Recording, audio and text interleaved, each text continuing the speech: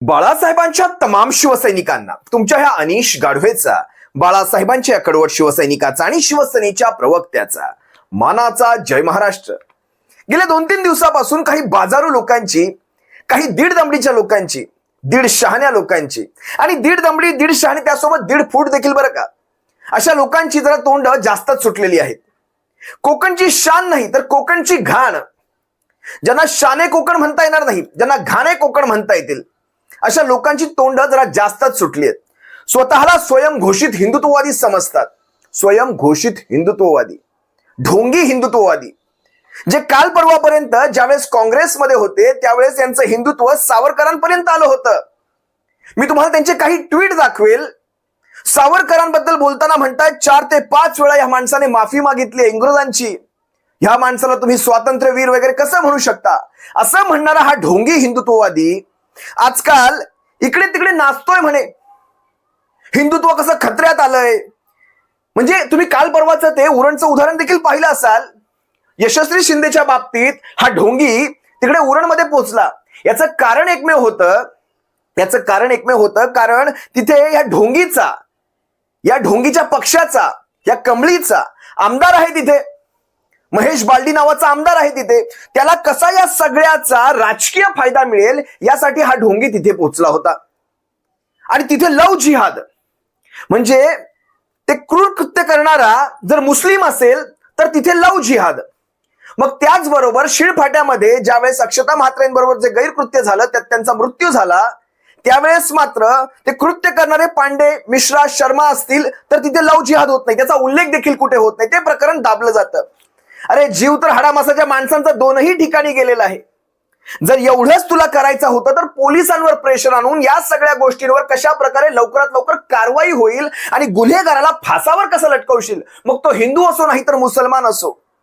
पण हे नाही, आम्हाला आमच्या राजकीय पोळ्या कशा भासता येतील हे मात्र हा पाहणारा हा ढोंगी हिंदू. मी तुम्हाला मगाशी ट्विटचं उदाहरण दिलं.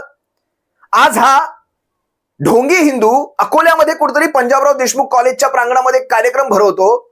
ह्याच्या कार्यक्रमाला ह्याच्या स्टेजवर देखील कोणी नाही आणि ह्याच्या कार्यक्रमाला समोरच्या खुर्च्या देखील सगळ्या रिकाम्या. खरं तर ह्याच्या कार्यक्रमामध्ये जो कोणी डेकोरेटरवाला असेल ना, तो सगळ्यात फायद्यात जाणत असणार. कारण खुर्च्यांची ऑर्डर असते 4,000 5,000ची, हे लावतात 1000 खुर्च्या, बाकीच्या खुर्च्या इतर कार्यक्रमांमध्ये पोहोचवून टाकतात. सांगतात साहेब लावून काय उपयोग, आणले 4,000 पण लावून उपयोग नाही, 500 माणसं बसायला नाहीत तिथे, त्यामुळे आम्ही खुर्च्या मागे ठेवल्यात. आणि मागे कुठल्याही खुर्च्या नसतात, त्या दुसऱ्या कार्यक्रमांमध्ये गेल्या असतात. 4,000 खुर्च्यांचे पैसे मिळतात, 500 खुर्च्या लावायच्या. सगळ्यात फायद्यात डेकोरेटरवाला, त्याच्या फायद्यासाठी याच्या सभा व्हाव्यात असं आम्हाला देखील वाटतं. जरा पहा ना, हा व्हिडिओ पहा, आजचाच व्हिडिओ आहे, पहा जरा.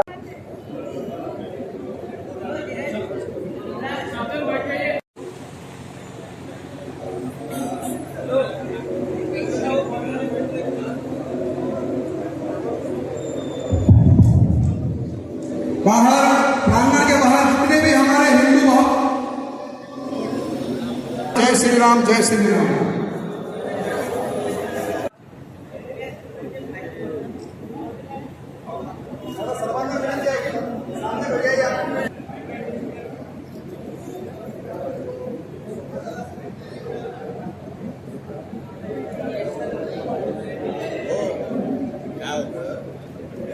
यो भैया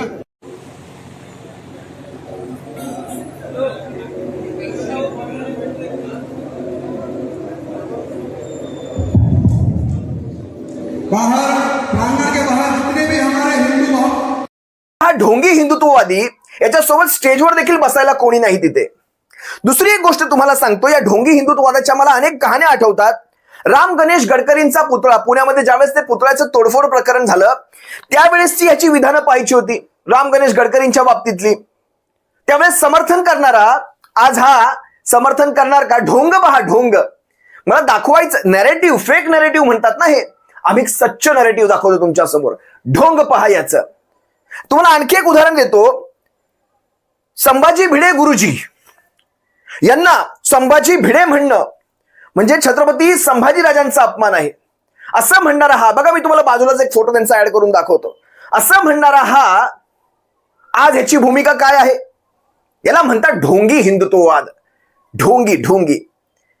काल परवा परवापर्यंत हाच व्यक्ती, हा जो आहे ना ढोंगी, दीड दमडीचे हे ढोंगी, काल परवापर्यंत त्या गुजराती, बघा शिवसेनेचा कुठेही गुजराती लोकांशी प्रॉब्लेम नाही, पण जे काही चार टघे असतात ना, चार टघे जे संपूर्ण महाराष्ट्रातल्या नागरिकांना असेल, महाराष्ट्रातल्या पोरांना असेल, बर्बाद करण्याचा प्रयत्न करतात, चार टघे.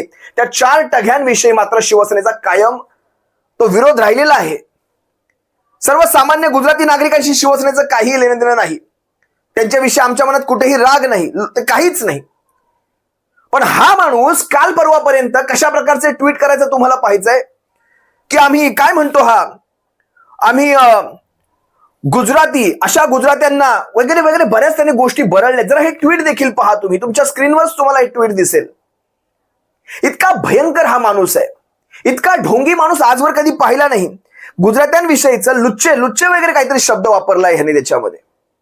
मग आजच्या भूमिका तुझ्या काय? सगळं सोडा हो, यांचा सागर बंगल्यावरचा बॉस यांचा आधी कसा असायचा माहिती, जरा हे ट्विट पहा. ट्विट म्हणण्यापेक्षा मी तुम्हाला व्हिडिओज दाखवतो. हा एकदा व्हिडिओ पहा. या व्हिडिओमध्ये सागर बंगल्यावरच्या बॉसला हा दीड दमडीचा काय म्हणतो एकदा पहा. आज राज्याचे मुख्यमंत्री कोण आहेत? फडणवीस. फडणवीस आडनावाचा माणूस आपल्याला कधी आरक्षण देणार का? हे पहिलं तुम्ही सगळेजण विचारा. त्याच्या आडनावामध्ये खोट आहे, त्याच्यामुळे आपल्याला पुढे पाऊल टाकण्याचा विषयच नाही. काय हे राज्य सरकार, हे फडणवीसांचं राज्य सरकार, हे हाफचड्डीवाल्यांचं राज्य सरकार, हे आम्हाला कधी आरक्षण देणार नाही. माझी मर्जी, बोलायचं तेव्हा बोलीन, नाही बोलायचं तेव्हा नाही बोलीन. तू माझ्या देशामध्ये येऊन मला सांगणार का की भारत माता की जय बोल? ते सोड, भारत माता की जय सोड.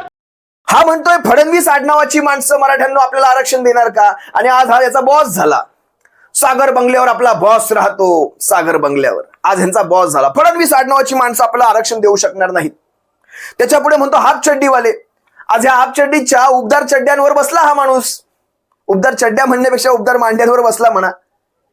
ह्यांना म्हणतो आपण भूमिकांमधला फरक, याला म्हणतो आपण ढोंग, याला म्हणतो आपण बेगडी, स्वयंघोषितते याला म्हणतो आपण. तुम्हाला आणखी काही गोष्टी सांगतो. हा हिंदुत्ववादाचा एवढा टिमका मिरवतो, खरं तर तुला ते हिंदुत्व शोभत नाही. कारण सिंधुदुर्गाच्या अगदी 20-25 किलोमीटर खाली जायचं, गोव्याची हद्द चालू होते. गोव्याच्या कुठल्याही रेस्टॉरंटमध्ये बसायचं, हॉटेलमध्ये बसायचं आणि मेनू कार्ड मागवायचं. गोव्याच्या प्रत्येक हॉटेलच्या मेनू कार्डवर बीफ नावाचा शब्द असतो. बीफ, बीफ म्हणजे गोमांस. गोव्यात सरकार भाजपाचं, महाराष्ट्रात सरकार ह्यांचं चोरीने आणलेलं. महाराष्ट्रात हा गोवंश हत्या बंदीचा टिमका मिरवतो. गोव्यातल्या भाजप सरकारला का बरं कधी काही म्हणत नाही? का बरं? गोव्यात गोमांस चालतं, तुमच्या मणिपुरात चालतं. सगळ्यात मोठा एक्सपोर्टर गोव्यामधला म्हणण्यापेक्षा या देशामधला जर कोणी असेल, कुठलं राज्य असेल जर मी तुम्हाला आज सांगायला गेलो तर गुजरात हे सगळ्यात मोठं गोमांस बीफ एक्सपोर्ट करणारं राज्य आहे. आता गुजरातचे टघे कोण तुम्हाला वेगळं सांगायची गरज नाही. शिवसैनिकांनो, ह्याला म्हणतात नरेटिव्ह. एवढं सगळं असून सुद्धा कशा प्रकारे बाहेर टिमके मिरवत फिरायचे, याला म्हणतात लोकांना फसवणं. सगळ्यात मोठं देशातलं राज्य गोमांस एक्सपोर्ट करणारा असेल आणि ते देखील कुणाच्या पोर्टवरून चालतं माहितीये? अदानी. हे आहेत हिंदुत्ववादी.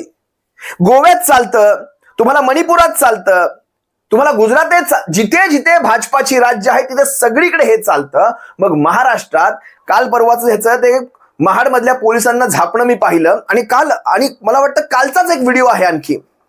हा आणखी कोणाला तरी पोलिसांना झापतोय. मी महाडचा देखील तुम्हाला व्हिडिओ दाखवला होता, कशा प्रकारे पोलिसांची अरे तुरे म्हणणारा हा आज महाराष्ट्र पोलिसांना म्हणतो अशा ठिकाणी बदली करेल जिथे तुम्हाला बायकोला देखील फोन लागणार नाही. हे पोलीस काही ह्याच्या घरचे नोकर आहेत? या 1.5 फुट्याचे, या 1.5 दमडीच्याचे तुझ्या घरचे आमचे शरद दादा कोळी अगदी यथेच्छ समाचार घेतात, अगदी त्यांच्या ढुंगणापर्यंत पोहोचतात. ढुंगणात ते भाजपाचं कमळ देखील घालून टाकतात. शरद दादांचा हात या सगळ्या बाबतीत कोणी पकडू शकत नाही. आम्हाला काही मर्यादा येतात, प्रवक्ते म्हणून आम्हाला काही मर्यादा येतात, पण ठीक आहे, शेवटी बाज आमचा शिवसेनेचाच, रक्त आमच्या अंगात शिवसैनिकाचं. त्यामुळे बोलताना आम्ही देखील काही पथ्य पाळतो, पण काही पथ्य तुम्ही समजू शकता शिवसैनिकांना नाही जमत तेवढी पाळायला. आज हा लव जिहादच्या बाबतीत जे काही राजकारण करतोय, महाराष्ट्रात घडवू पाहतोय, सिलेक्टिव्ह अप्रोच ठेवतोय. तुम्ही सर्वजण पाहत आहात, जसं शिळफाटा आणि उरण मधला मी फरक तुम्हाला सांगितला. आता भारत माता की जयचा मगाचा तो व्हिडिओ मी तुम्हाला दाखवला. त्या व्हिडिओमध्ये भारत माता की जय म्हणणारा, जय आम्ही म्हणणार नाही म्हणणारा, आज याची भूमिका काय आहे? शिवसेनेची कालही भूमिका तीच होती सावरकरांच्या बाबतीत.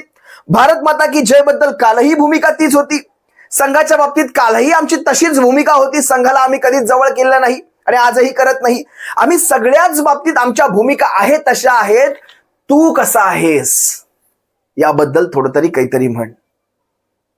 तुम्हाला अनेक गोष्टी आहेत त्याच्यासारख्या, पण काय असताना शिवसैनिकांनो, मला तुम्हा सर्वांकडनं येणाऱ्या कमेंट पाहता मी याच्यावर व्हिडिओ करणं सहसा टाळतो. कारण तुम्हा सर्वांच्या कमेंट अशा निगेटिव्ह असतात की ह्या अशा माणसाबद्दल बोलून आपला अमूल्य वेळ फुकट घालवू नये. पण ही अशी माणसं जी कालपर्यंत सावरकरांविषयी, दादोजी कोंडदेवांविषयी, राम गणेश गडकरींच्या पुतळ्याविषयी, भिडे गुरुजींविषयी यांची मतं वेगळी होती, हाफ चड्डी विषयी, भारत माता की जय विषयी, अखंड महाराष्ट्राविषयी, आज यांचं अखंड महाराष्ट्राविषयी काय मत आहे? सगळ्याच ठिकाणी म्हणेल नाही सावरकरांच्या बाबतीत मला चुकीचा इतिहास शिकवला गेला होता. बरं, शिकवणाऱ्याच्या घरातलीच असणार ना शेवटी, त्यांना तरी कुठे नीट माहितीये काय? शिवसेनेच्या भूमिका त्या तशाही होत्या तेव्हाही आणि आजही तशाच आहेत. या असल्या बेगडी माणसांपासून खरं तर आपल्याला सावध राहायला पाहिजे. काल परवा मला वाटतं तो कुठला फारुकी म्हणून त्याच्याकडनं कोकणी माणसांचा अपमान झाला म्हणून हा धमक्या देणारा, ठीक आहे ना, कोकणी माणसांचा अपमान झाला म्हणून उभ्या महाराष्ट्राने त्याचा निषेध केलाय आणि केलाच पाहिजे. कोकणी माणसाचा काय, महाराष्ट्रातल्या कुठल्याही नागरिकाचा अपमान झाला तर त्याचा निषेध हा असाच असला पाहिजे.